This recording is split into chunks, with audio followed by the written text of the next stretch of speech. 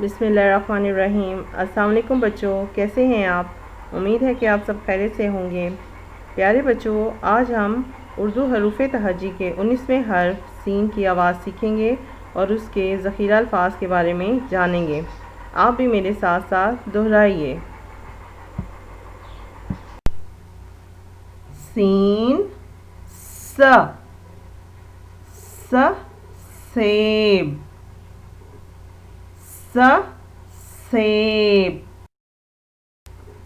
س سالن س سالن س سردی س سردی س اسکول س اسکول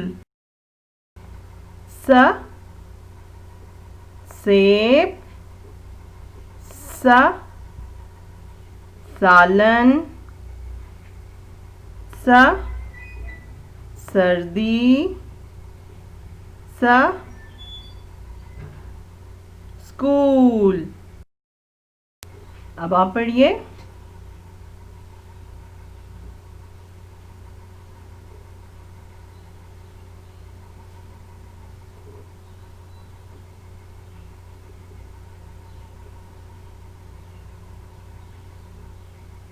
شاباش۔